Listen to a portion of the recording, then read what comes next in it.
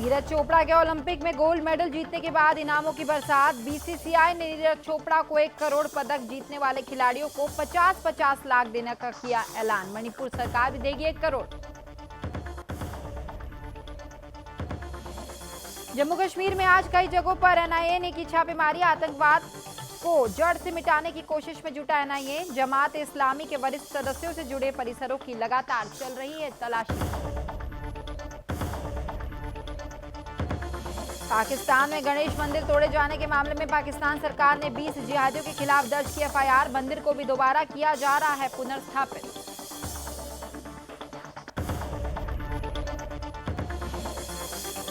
उत्तराखंड में निजी स्कूलों की मनमानी पर लगेगी रोक। नया फीस एक्ट लाने जा रही है उत्तराखंड सरकार। बिंदास बोल में आज देखिए सप्ताह विशेष बिंदास बोल। सुदर्शन न्यूज के प्रधान संपादक सुरेश चौहान के जी के साथ रात 8 बजे।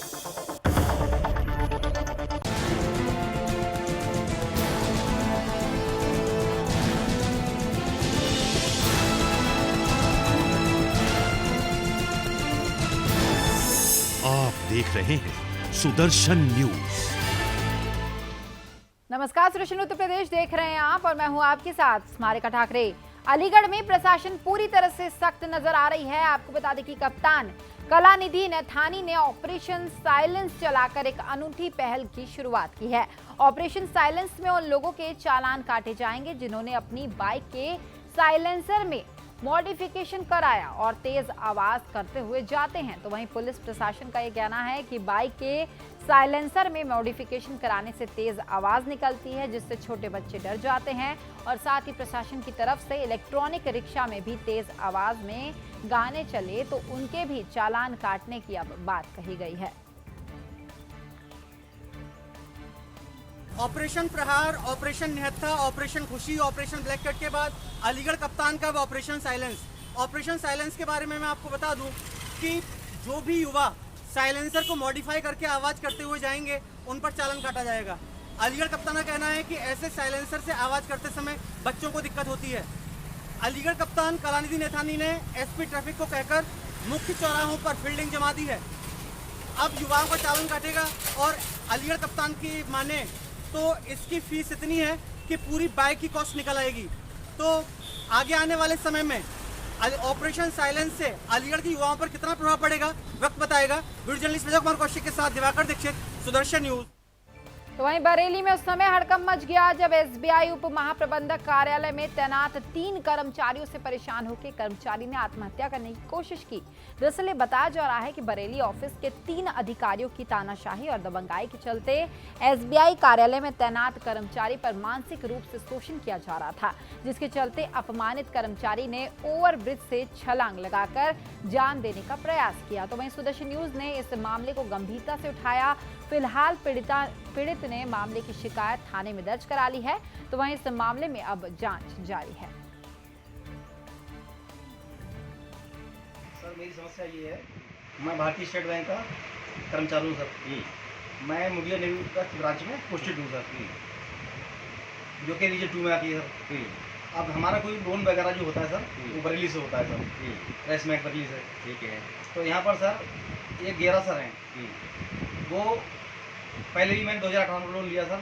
तो 4 महीने उन्होंने परेशान किया मुझे सर। 21 लाख का मैंने एस्टीमेट भेजा सर, उसमें से उन्होंने 8 लाख किया सर।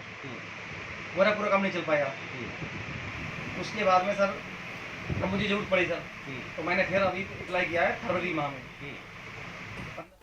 अब खबर यूपी के बिजनौर से है, जहां पुरानी रंजिशों के चलते अज्ञात बदमाशों ने एक किसान को डंडे और लाठियों से मारकर मौत के घाट उतार दिया और साथ ही सभी आरोपी मौके से फरार हो गए। आपको ये बता दें कि कुलविंदर नामक व्यक्ति का शव खून से लटपट खेतों में पड़ा मिला। मामले की सूचना मिलते ही वहां के स्थानियों ने आनन फानन में पुलिस को इसकी सूचना दी और मौके पर पहुंची पुलिस ने शव को बरामद कर जांच अब शुरू कर दी है।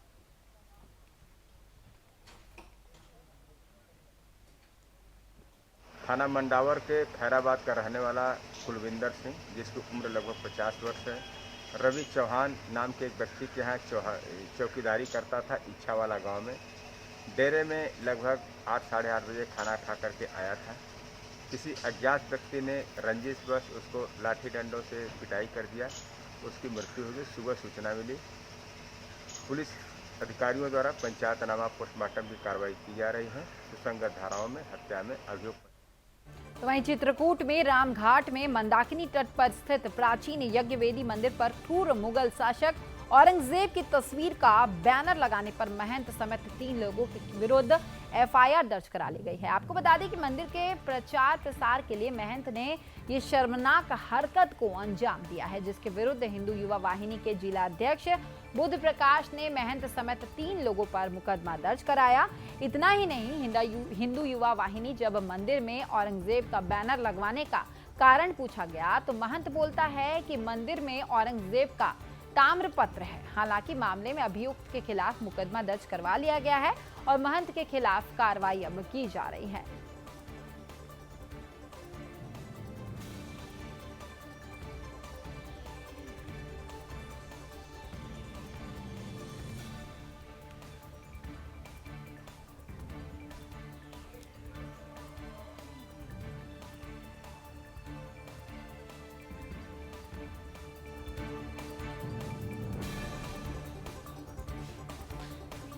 तो वहीं हरदोई के थाना कासिमपुर के बसंतपुर गांव में पेड़ काटने के चलते 2 पक्षों में विवाद हो गया।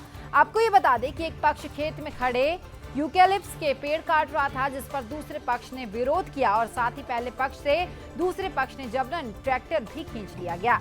इसके बाद पहले पक्ष ने मामले की शिकायत पुलिस को दी, जिसके बाद पुलिस ने उसका ट्रैक्टर वापस कराया। लेकिन कुछ ही समय बाद दूसरा पक्ष आकर पहले पक्ष पर गोलियां चला दी, जिसमें दोनों पक्षों के 3 लोग जो हैं वो घायल हो गए हैं। तो वहीं स्थानीय लोगों ने तीनों घायलों को अस्पताल में भर्ती करवा दिया है। फिलहाल मामले की जांच में पुलिस जुटी हुई है। थाना कासिमपुर पर मच्छरों सिंह निवासी बसंतपुर ने प्रार्थना पत्र दिया है कि उनके पड़ोस में रवि सिंह व आशीष प्रताप सिंह, उनके यूकेलिप्टस का पेड़ था जिसको काटा जा रहा था, जिस पर कुछ डाल उसके प्रार्थी के खेत में गिर गया था। प्रार्थी ने 112 नंबर फ़ोन किया, पुलिस पहुंची, दोनों को समझा करके वापस कर दिया था। फिर लगभग 2:30 बजे विपक्षीगढ़ रवि सिंह 7-8 लोग एकराय होकर गए और उन्होंने उनके घर पर हमला किया और जिसमें रामनरेश सिंह को रवि सिंह ने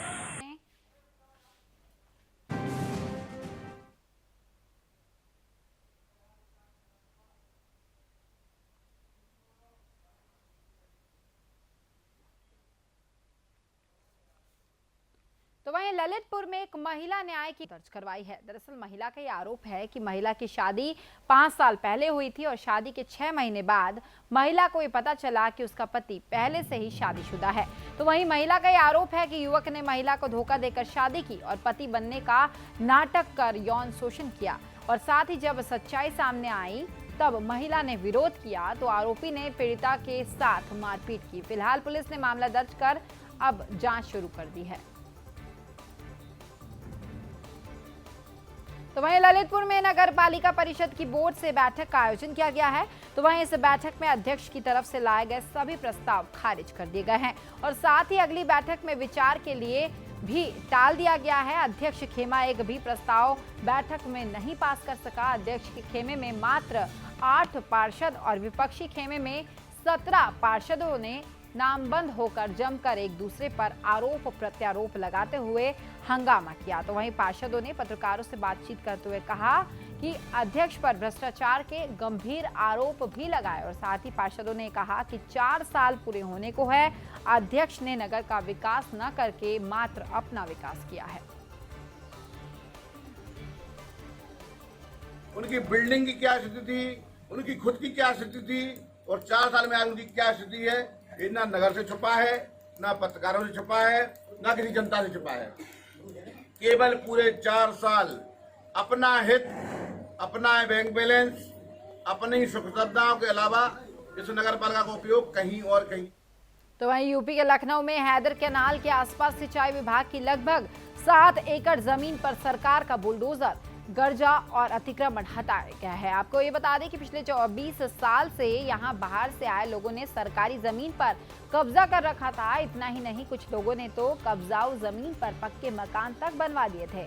तो वहीं सिंचाई विभाग के अधिशासी अधिकारी ने कहा कि लोगों को काफी समय से जगह खाली करने की सूचना दी जा रही है।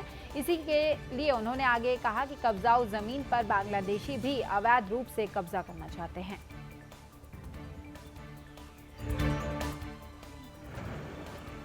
यहाँ 1.5 साल से सर रह रहे हैं। नोटिस मिला था कुछ यहाँ कब्जा हटाने का? सर हम लोग को यहाँ नोटिस ही नहीं मिला, कुछ पता ही नहीं चला ना। हम लोग पहले नहीं खाली कर देते। अधिकारी इससे पहले कभी नहीं आए यहाँ पे? यहाँ हमको तो दिखे नहीं। अधिकारी आते होंगे तो वहीं से लौट जाते होंगे सर। यहाँ तो कोई नहीं आया। कब से यहाँ 20 साल? उत्तर प्रदेश की योगी सरकार लगातार अतिक्रमणकारियों पर अपना अंटर चला रही है। इसी सिलसिले में आज सरोसा भरोसा पारा क्षेत्र के अंतर्गत नहर के हैदर कैनाल नहर के किनारे अतिक्रमणकारियों के सारे मकान ढहाए गए। आइए जानते हैं अधिकारियों से कि आखिर 20 साल के बाद सिंचाई विभाग की नजर इस पर कैसे पड़ी। सर आपका नाम? मेरा नाम कुंदन सिंह है, मैं अधिशासी अभियंता सिंचाई विभाग। ये बताइए सर, ये जो अतिक्रमण हटाए जा रहे हैं यहाँ पर क्या पहले से रहने वाले लोगों को नोटिस जारी की गई थी? पहले से नोटिस जारी की गई थी। मार्च में हमारा इसका हटाने का ही पूरा प्रोग्राम था। चुनाव के चलते पुलिस फोर्स उपलब्ध नहीं हो पाई थी तो हमें पोस्टपोन करना पड़ा चुनाव। फिर उसके बाद में लॉकडाउन लग गया। उसके बाद में फिर हम लोगों ने अब कार्रवाई की है।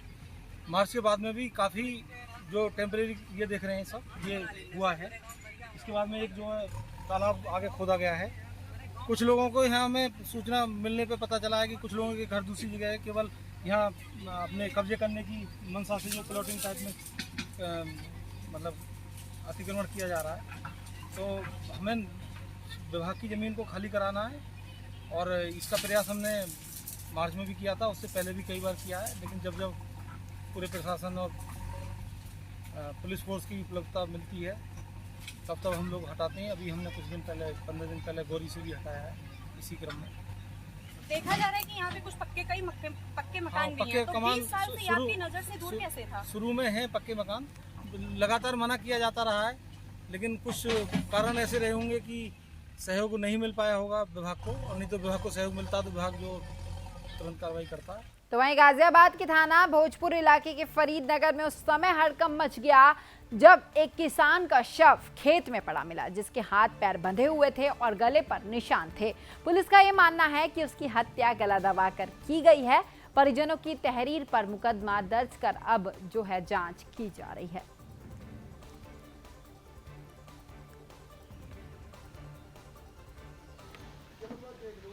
भैया जंगल में हमारा टाइम का रहना, सब्जी बो रखी है जंगल में, रात को गीदड़ में लगे बिजार सब्जी की वजह से वहाँ एक जने को लेकर लेटा था।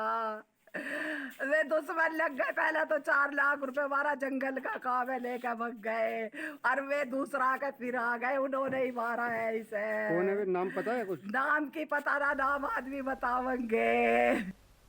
तो वहीं पिछले दिनों बखीरा थाना में पुलिस कस्टडी में एक व्यक्ति की मौत का मामला सामने आया है, जिसको लेकर संत कबीर नगर जिले के धन घटा चौराहे पर उस समय हंगामा खड़ा हो गया जब भीम आर्मी के राष्ट्रीय अध्यक्ष चंद्रशेखर रावण मौके पर पहुंचे और प्रशासन से मांग करने लगे निलंबित थाना प्रभारी और पुलिस और दोषी पुलिस कर्मियों को जल्द से जल्द गिरफ्तार किया जाए, नहीं तो वहां बहुत बड़ा आंदोलन करने के लिए बाध्य होंगे।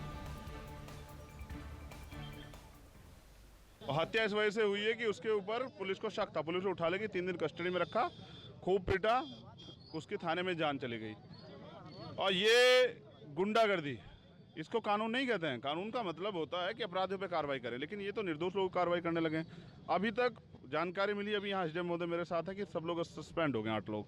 हमें जानकारी थी कि एक व्यक्ति सस्पेंड हुआ। बात सस्पेंड की नहीं, अगर पुलिस क्राइम करती है तो भी क्राइम है, कोई नेता क्राइम करता तो भी क्राइम है, आदमी क्राइम करता तो भी।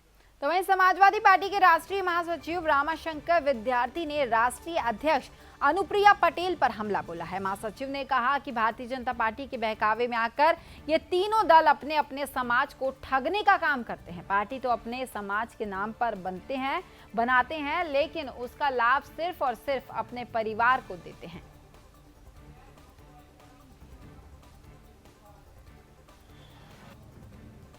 कि जिस तरह से सभी वर्गों का भरोसा माननीय अखिलेश यादव पर बढ़ा है, उसी तरह से राजभर समाज का भी भरोसा माननीय अखिलेश यादव पर बढ़ा है। मैं कह रहा हूं, केवल राजभर समाज की बात नहीं, मैं 3 समाज की बात आपसे करता हूं।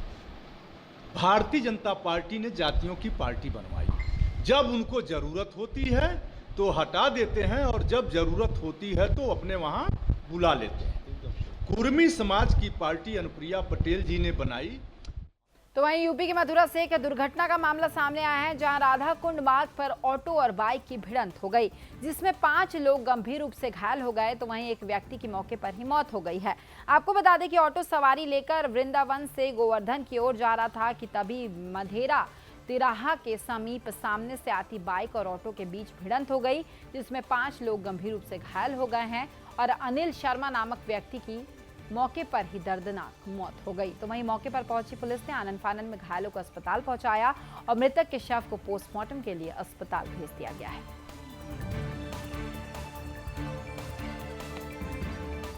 फिलहाल इस बुलेटिन में इतना ही। प्रदेश की सभी खबरों के लिए आप देखते रहिए सुदर्शन यूपी। नमस्कार।